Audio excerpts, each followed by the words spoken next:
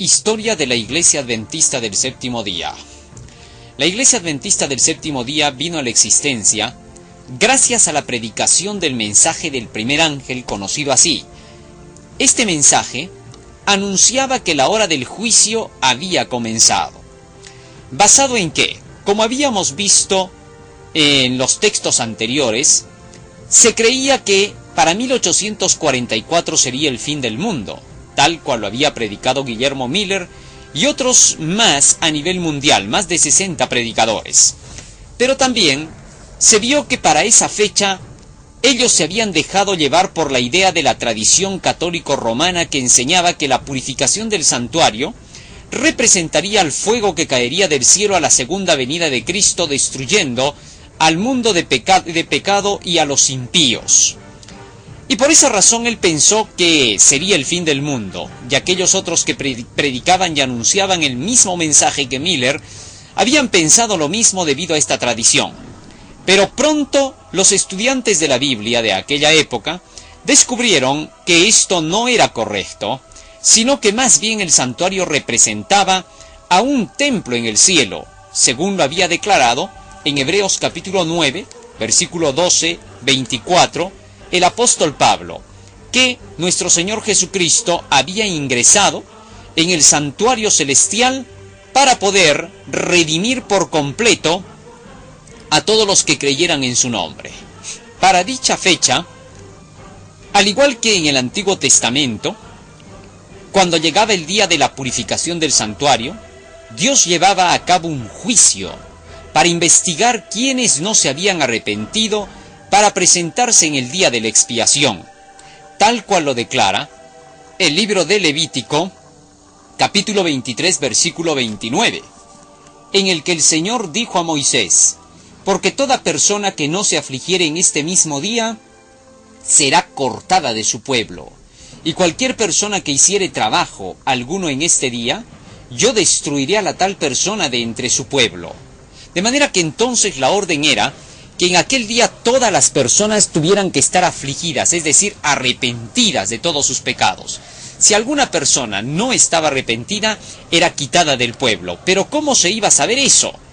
Dios mismo era el único que podía determinar esto. Él mismo bajaba en la forma de la Santa Shekinah al lugar santísimo, y desde allí veía quiénes eran los que se habían arrepentido y quiénes no. Y de esta forma era como se llevaba a cabo el juicio de investigación. Dicho símbolo tuvo su cumplimiento para la fecha de 1844, tal como lo declaró el profeta Daniel. Para esta fecha comenzaría un juicio en el cielo. Los profetas antiguos habían anunciado que vendría un juicio para los días finales. El sabio Salomón en el libro de Eclesiastés capítulo 12, versículo 13 y 14, por el espíritu de profecía, había declarado que el juicio sería para el futuro, que no estaba llevándose a cabo en sus días. Él mismo dice que Dios traerá toda obra a juicio juntamente con toda cosa oculta, sea buena o sea mala. Así que para él el juicio estaba en el futuro. Por su parte, Jesucristo en San Mateo capítulo 12, versículo 36 y 37, había declarado que todos los hombres darán cuenta en el día del juicio. Darán, dijo, ¿no? No estaba diciendo que en sus días estaba ocurriendo. El apóstol Pablo, por su parte, había hablado acerca del juicio venidero en Hechos capítulo 24, versículo 25.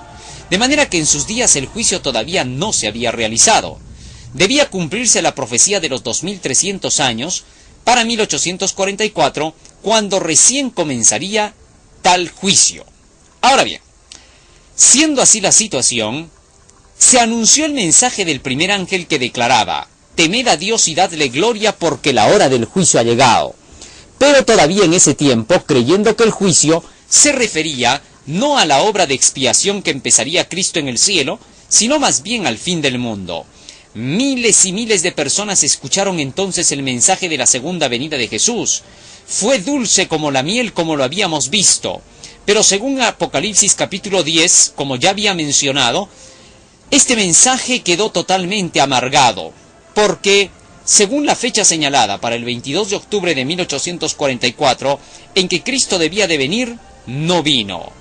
Y entonces el pueblo sufrió un amargo chasco, tal como lo decía Apocalipsis capítulo 10, versículo 9 y 10, que después de comerse el librito, que representaba entonces al libro de Daniel, todo el pueblo quedaría amargado, porque ese librito que fue dulce en la boca, terminó siendo amargo como la hiel dentro del estómago.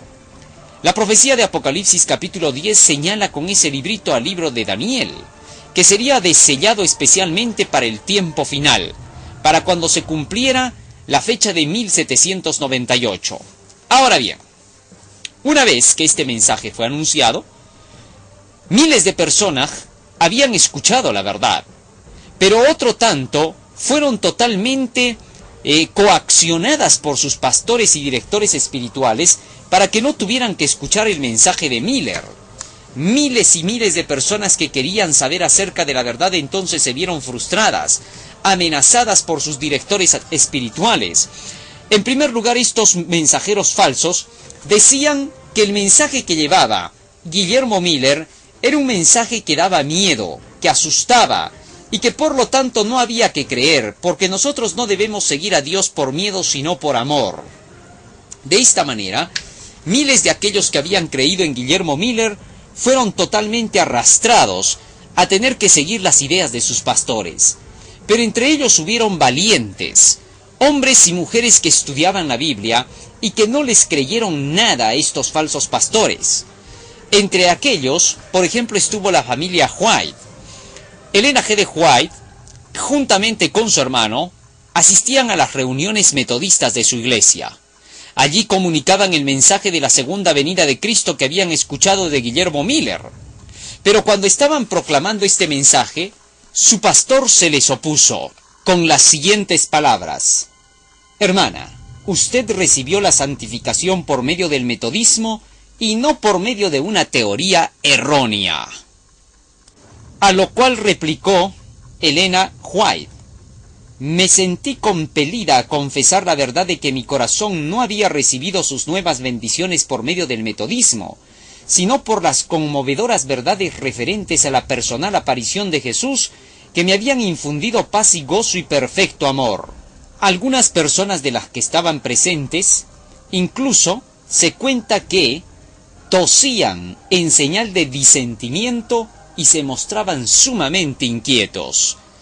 Es decir, que a la fuerza los interrumpían, no querían que hablaran acerca de estas cosas referentes a la segunda venida de nuestro Señor Jesucristo.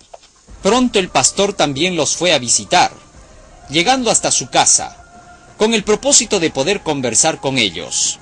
Cuenta Elena de White: sin embargo, el pastor metodista vino a visitarnos especialmente para decirnos que nuestras creencias eran incompatibles con el metodismo.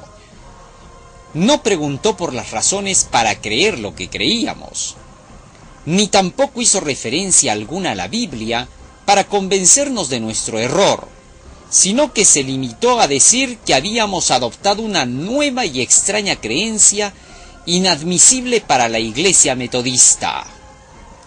A lo que el padre de Elena replicó, diciéndole que seguramente se estaba equivocando el pastor al calificar de nueva y extraña aquella doctrina, pues el mismo Cristo en sus enseñanzas a sus discípulos había predicado su segundo advenimiento. El padre de Elena de White había actuado como gran exhortador y era muy conocido entonces en la iglesia. Sabían muy bien que era un hombre consagrado al Señor. De esta manera, se estaba actuando con todos los creyentes de esta doctrina de la segunda venida de Cristo.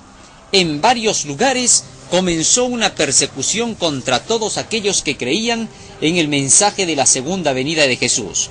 Fueron entonces expulsados de sus iglesias.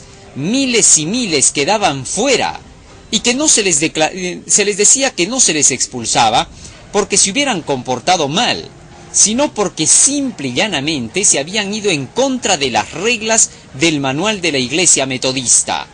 Así fue como se expulsó a miles de personas bajo la proclamación del primer ángel. Como varias de estas iglesias junto con sus pastores habían rechazado el mensaje del primer ángel, entonces se proclamó el mensaje del segundo ángel. En la fecha de 1844, declarando que todas estas iglesias habían caído por rechazar el mensaje de la segunda venida de Jesús. Toda iglesia que rechace el mensaje de las profecías que anuncian la segunda venida de Cristo, definitivamente cae. Y entonces se dijo, ha caído la gran Babilonia. Y se completó el mensaje de Apocalipsis capítulo 14, versículo 8. Este mensaje todavía tiene su extensión. ¿Cuándo terminará de ser proclamado? Cuando finalmente todas las iglesias que han rechazado el mensaje de la segunda venida de Jesucristo y las profecías termine por aplicar el apoyo a la idea del papado de implantar su marca, que será la ley dominical. Una ley que mandará guardar el día domingo como que fuese el reposo del Señor, algo que la Biblia condena terminantemente. Para 1844 entonces comenzó la proclamación del mensaje del tercer ángel. De allí en adelante comenzaron los pocos adventistas que habían quedado después del chasco, de que Cristo no había venido por segunda vez, quedaron para estudiar las Escrituras. Y con el estudio que ellos tuvieron, descubrieron pronto que todavía no era el momento en que Jesús debía volver por segunda vez, que aún faltaba la proclamación del tercer ángel que denunciaba a la bestia y a su imagen y a su marca. La bestia entonces representaba el sistema del papado, quien se uniría, según esta profecía, con el sistema del protestantismo norteamericano que había abandonado la ley de Dios. Una vez unidos estos dos poderes, entonces harían implantar su marca, que viene a ser la ley dominical. Mandarían que toda persona en el mundo se someta bajo la autoridad de tener que guardar este día domingo. Así fue como la iglesia adventista se solidificó, y con este mensaje del tercer ángel quedaron unidos todos aquellos que creían en el mensaje final del Evangelio de los tres ángeles.